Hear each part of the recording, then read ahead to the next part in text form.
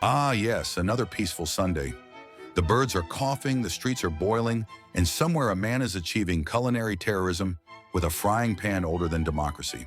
The gods are watching, and even they're calling in sick. Welcome to SatireAIzed, the only place where food safety goes to die and comedy gets salmonella. Subscribe now. It's free, contagious, and probably the cleanest thing you'll see today. Behold, the executive chef of chaos, proudly bathing in his own soup of destiny. Inside this industrial-sized cauldron, he's not just cooking, he's marinating himself in flavor, culture, and probably 7 different infections yet to be discovered by science. According to the Indian Street Hygiene Standard 9000, this is perfectly normal. Level 1 means hands optional, Level 2 is feet encouraged, and Level 3, our man here, is full compliance. Chef becomes one with the dish. True culinary unity. It's not food anymore. It's a ritual, a broth so powerful it could cure hunger and erase your immune system at the same time. 5 stars for effort, 0 survivors for dessert. And here we witness the sacred art of hand-stirred disaster, a proud moment for the Indian Culinary Hygiene Institute, where every chef graduates with 1 glove and chooses not to wear it.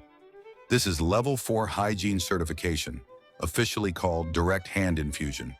The philosophy is simple. Why let utensils get between your palm sweat and the customer's soul? Every bite carries the chef's DNA, his dreams, and possibly his medical history. Truly, it's not just food. It's a handshake you can taste. Michelin could never. Disclaimer, this review is not sponsored by Pampers, although it really should be, because what's sizzling on that pan looks exactly like a freshly used diaper being reheated for scientific purposes. Our fearless chef stands proud, armed with a ladle, a dream, and a hairnet, not to protect the food, but to protect himself. That net is there to keep his hair safe from the radioactive vapors rising out of that curry crater and to stop him from going bald before 30. The scalp protection program is strong in this kitchen. He stirs with unmatched determination, blending vegetables, mystery liquids, and divine punishment into a glowing yellow swamp. The aroma, a mix of ambition and something that definitely voids a warranty. The hygiene standards here are beyond human comprehension. Bacteria don't die, they evolve. And then comes the final act, a naan, bravely dipped into the molten substance like a sponge in a toddler disaster. The result is a culinary creation that looks less like food and more like a deleted scene from a detergent commercial gone wrong. Michelin would call it avant-garde street gastronomy. I call it Pampers Deluxe, Chef's Edition, served warm, regretted instantly. Ah yes, the tomato renaissance, where hygiene meets witchcraft and the line between cuisine and chemical warfare fades beautifully. Each tomato is hand-picked, hand-touched, and hand-contaminated before being gently topped with what the chef proudly calls pesto, but what botanists might classify as backyard biodiversity. It's green, mysterious, and could probably photosynthesize if left in the sun too long. Then, in a bold culinary move, he dips the sacred tomatoes into what appears to be molten turmeric cement, and finally, the pièce de resistance, fries them in petroleum's evil cousin, black, ancient oil that looks like it's been passed down since the British Empire. The result? A dish that crunches, hisses, and possibly screams. A snack so powerful it could both fuel a motorcycle and end a bloodline. In conclusion, it's not food, it's an experiment. A tomato's midlife crisis deep-fried in despair. Ah yes, the nachos of chaos. A proud culinary monument to the concept of why not? Before us stands a golden fortress of fried mystery, each chip delicately dusted with the essence of sidewalk breeze and a touch of motorbike smoke. The chef, steady as ever, approaches his creation with the calm of a man who's seen the limits of civilization and decided to deep fry them anyway. He begins the ritual, a thick drizzle of red sauce that looks suspiciously like industrial paint, followed by a scoop of something that's either chickpeas or spare parts. Then comes a generous avalanche of white yogurt and green fragments that could double as garden mulch. Pure flavor from another dimension. By the end, it's not a dish. It's a survival challenge on a plate. Crunchy, sticky, and existentially confusing. Michelin inspectors wouldn't taste it. They'd file a report. But here it's served with pride, courage, and a faint sizzling sound that might be the plate begging for mercy. Team India has reached the shower obstacle, but none of them are taking the plunge yet. Yeah, they look absolutely frozen. That water's dropping at 10 liters a second. It's cold, it's loud, and they are not fans. Clock keeps running. Welcome to the rustic charm of traditional cooking, where stew is lovingly stirred in a giant clay jar with the family broom. Don't worry about those stray bristles. They've long since dissolved into the bubbling cauldron, adding that extra fiber country folk swear by. Its color? Somewhere between earthy and outright alarming. Let's just say the less said, the better. With every swirl, you wonder if you're being served dinner or a dare.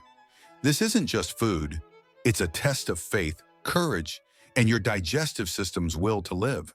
That is out in 24 seconds flat, a clean rinse and they're done. And now it's Team India to the shower. Oh, but they're hesitating. No, it's too cold, I can't. Just go in. 31 seconds and count. Behold street food's answer to hand washing. Our fearless chef dives his arm into the dough right up to the elbow, as if searching for lost treasure or just last week's leftover germs. His hand, a swirling storm of questionable hygiene, becomes the primary utensil, mixing tradition with every bit of dirt collected since 1992. And then comes the hand-spitting technique, a move so bold even health inspectors faint. He flings dough into the pan with the finesse of someone firing cannonballs, all while miming the universal sign of, "I dare you to eat this." Forget Michelin stars. This is the kind of cooking that deserves a biohazard symbol. Culinary tradition? Sure. E.coli? Probably. Bon appetit, brave souls. Welcome to the gladiator arena of soups, where our heroic green stew is locked in mortal combat with itself. Bubbles burst and gasp for air, like the potage is desperately trying to escape its own destiny, or maybe just that ancient cabbage you found in the fridge. Every swirl in the pot is a silent scream for help, each bubble a tiny SOS. This isn't a stew, it's a living, breathing organism waging war on its creator, threatening to crawl out and slap your hand away from the ladle. Forget comfort food. This is self-aware soup. May the bravest spoon win. No. Raj, are you kidding me? What the hell are you doing? We do not wash our hands in the house. Behold the ancient art of street cuisine, resurrected with all the subtlety of a marching band in a monastery. Our chef, a true archaeologist of flavor, chooses not a spoon, but the noble leg of a 17th century piano, because nothing stirs mysterious fillings quite like an instrument that survived both plagues and powdered wigs.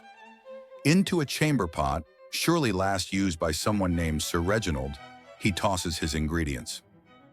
Next, a tray of cheese fingers, or so legend claims.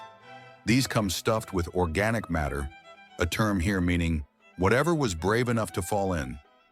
Each finger is a testament to culinary innovation and mild recklessness, resembling relics Indiana Jones would pawn off to pay a parking ticket. Not to be outdone, another sage arrives, plucking wild leaves from a tree rumored to grant hallucinations.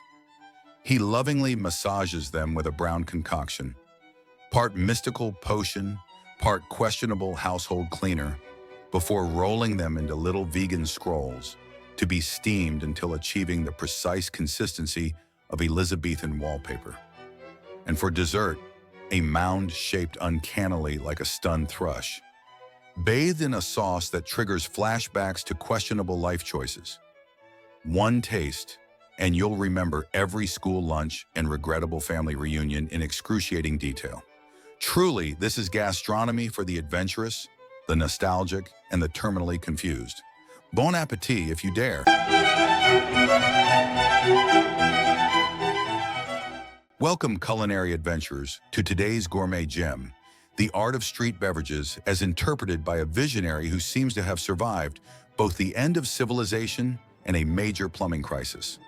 Our host, standing amidst a symphony of rusted utensils, and what might once have been kitchenware proudly unveils the centerpiece of his dystopian drinks menu, a clay jar bubbling with what the optimists in the crowd claim is tamarind, but which upon closer inspection bears an uncanny resemblance to a pair of floating logs you'd normally see bravely navigating the Ganges. But wait, the magic's just begun. No self-respecting street alchemist would dare rely solely on such robust base notes. Enter the secret ingredient, distilled essence of air conditioner runoff straight from the neighbor's facade. Why settle for mere tap water when you can infuse your drink with the industrial spirit of the city? Now, to the time-honored festival of flavors. First, a generous scoop of quicklime, because nothing says tradition like masking dubious odors with a pinch of construction material. Then lemons freshly plucked from whatever tree survived in the local roundabout, and a handful of roots from the municipal shrubbery, because what doesn't kill you only adds to the terroir. And let's not forget the sacred powders. First the mysterious white, then the holy Maggi, straight from the soup aisle. Because if instant ramen can feed the masses, surely it can flavor the apocalypse. A sprinkle more lime, a few more mystery roots, and voila, you have a beverage that truly defies description and possibly local health ordinances. Is it tamarind? Is it an ancient rite of passage? Or is it a cautionary tale for generations to come? One thing's for certain, tradition is alive and well, surviving on pure audacity and the faint hope that whatever doesn't kill you makes your immune system legendary. So here's my question for you, dear viewers. How much money would it take for you to drink a full glass of this in one go? Let me know in the comments. Welcome to the avant-garde world of Indian street food construction, where hygiene is just a conspiracy theory and flavor is measured by bravery. The show starts with our culinary architect selecting a perfectly raw onion, freshly peeled, still weeping from the trauma. No need to wash those hands, of course. Why break with tradition when the real secret sauce is whatever's lingering under those fingernails? Next, he summons chickpeas from his trusty cement mixer, because nothing says homemade like legumes poured straight from industrial machinery. To ensure structural integrity, he adds a hearty scoop of fresh dirt and a dash of quick-setting concrete, so your meal stays together and doesn't shoot out the other end like a busted fire hydrant. With the dedication of a true builder, he flattens the whole thing into a proud little mortar castle, then douses the center with enough lemon juice to give your taste buds a cardiac event. You can almost hear your mouth calling its lawyer.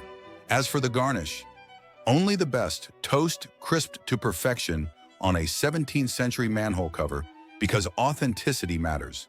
For plating, nothing but the finest eco-friendly arrangement, an assortment of what appears to be last night's leftovers from a Michelin-starred dumpster, artfully scattered on pieces of yesterday's newspaper for that vintage, landfill chic aesthetic.